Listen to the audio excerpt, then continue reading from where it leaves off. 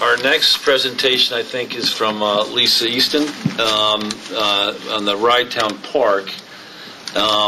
Basically, what we talked about this at our budgeting session the other night about the sequencing of approvals. And what we discovered, and I guess Town Attorney Noda, you were at the Rydtown Park meeting. What I understand now is, in order to approve the project to put a roof on the pavilion at Rydtown Park, to improve that capital expenditure, first needs to be approved by the Rydtown Board, the City of Rye Board, and then it comes to the Rydtown Park Commission. Well, just to avoid the contract, actually, you've already approved the project and certified the preliminary costs. Right. And that certification is going now to the City of Rye, and now it's before this board. And the certification, exactly. Right. And so now you can adopt the bond resolution, or you can wait for the City of Rye to come back and advise how they're going to finance the project, which is the next step for them. Right. Well, I know we talked a lot about this expenditure in our capital budget. I think we have $70,000. Actually, our current budget, we have $70,000 set aside for the cost of this project, which I'm confident covers the annual costs, and eventually then will be taken into the debt component of the budget. So I know we've spoken about this, but Lisa Easton, who is the architect overseeing the construction at Rydtown Park, was kind enough to come and talk to us a little bit about the project and answer any questions the board has. But maybe, Lisa, you could just make a little bit of an introduction. Sure. So I'm Lisa Easton. My firm, I specialize in adaptively reusing old buildings, and I happen to live in Rye, so I was introduced to the Rydtown Park Commission probably about 9 years ago, and I volunteered my services to help get the park listed on the State and National Register of Historic Places. And the reason for doing that is obviously to help protect historic resources, but more importantly, by getting those listings, it opened up a funding stream to help fund any kind of restoration or improvements in the park. So in 2002, the whole property was listed. So it's 28 acres of the park, 32 acres of waterfront, and the 17 buildings that are included in the park, 11 of which are just determined to have historic character. So from there, the Commission then authorized us to do a feasibility study, and we looked at the buildings, but primarily the main pavilion, which is called the main administration building, which is the tower building, to look at it since it was really in a state of decay and disrepair, and to itemize out what needed to be done immediately to stabilize it, to protect the public safety, and then look at code deficiencies and look further into restoration upgrades to hopefully adaptively reuse the building to entertain a new tenant coming in. As you probably know, the park and the buildings were designed and built in 1909, and so they're 100 years old. And it's kind of a unique experience because everything there was built to be used 3 months out of the year.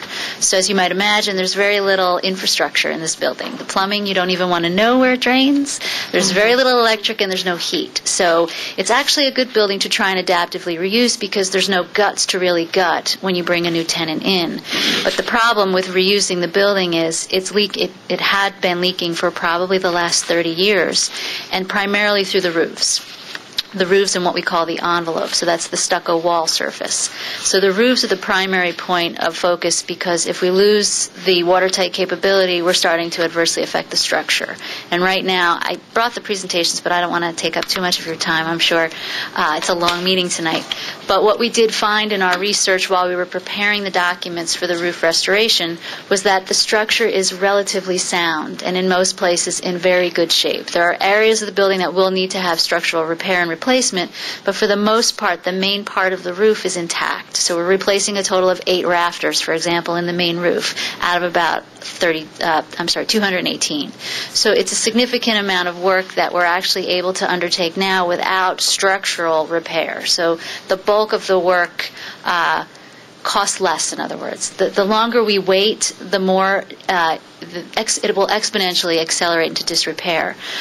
When we got the property listed, we were simultaneously helping to get grants, and the Rydtown Park Commission was awarded a grant from the New York State through their Environmental Protection Fund, and also a grant from the federal government through their Save America's Treasures program. So we have and we did a a private fundraising campaign. So there's over $400,000 in money raised toward this effort. Those grants require a match, hence the town and the city of Rye having to come in and partake in that. And so at least just we have to spend that money or lose the grants, right? So we have until... Critically, the timing of this, I presented last night to the city of Rye, and the question was, why in this economy are we taking this project on now? And the reason for that is that the grants are 5 years old, and we've extended the extensions. And if we're not drawing down on the federal grant by June 10th of 2010, you'll lose the money. So you're in jeopardy of losing almost $500,000 that's contributing toward the project. So that's really where the timing comes in, as Joe has mentioned.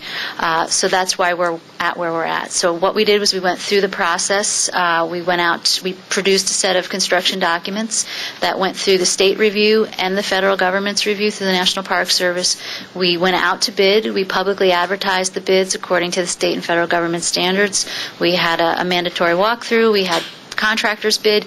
Bids came in on October 26th. We vetted the bids, and we've come up with the lowest bidder who is qualified at a bid of $1.313 million for the roof project. Now, and also, so now part of the delay when we took over was, we didn't want to build a bridge to nowhere, a roof to nowhere. Right. And we wanted to have, some idea of where we're headed. Now, I understand there's also some possibility, at least, of getting new grant monies. Absolutely, yes. Just talk about that. Absolutely. When we had, the state came out to review the project, and there were a couple of members of the commission, and Bishop was present, and we asked them, obviously the roof is the first part of the overall project, and if we spend this money and we go forward, can we apply for alternate grants? And they said absolutely. And they also were very, very positive in saying that since we listed the whole park as on the National Register, we can actually simultaneously apply for park funding while we're applying for the preservation funding. So normally you can't have two grants open from the state or federal government at the same time. In this case, they're allowing us to do both. So for things like the seawall, we can be applying for a park grant at the same time we're doing more work on the roof or the exterior of the building with the Preservation or Environmental Protection Fund money. So they actually said that they encourage supporting a multi-phase project and that they looked very favorably on it if we spend the grant money. That's the thing.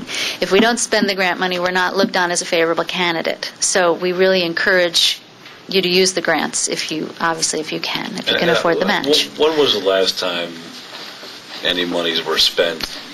Do we know? Someone asked me in the audience earlier, when was the last time that roof was worked on? And I said 1909. But there are definitely been repairs. I mean, when we did our survey, there's definitely some new replacement materials that have been incorporated. But the building itself. I would say the last time anybody did anything significant was 1986. And what was done in 1986? Some tile was replaced. Some of the underlayment was replaced to plywood. All of the waterproofing on the lower roofs, the flat roofs, was replaced. That's just, again, the roofs? Just the roofs, yes. Nothing. The only thing that's been done on the walls, they've been painting it, and this is one of the inherent problems with the building.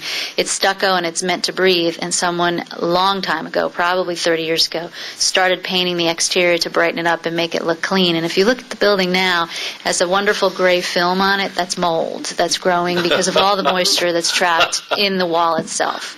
So painting it, actually, that was the method of repair, but that really didn't do the building any good. It sounds to me that we have no knowledge of any money is being spent since 1909. No, not really. And because the building is primarily used 3 months out of the year, it's a deferred maintenance item, the whole park, really. And so I guess for me, and hopefully for this board, to sit here and do nothing is unconscionable.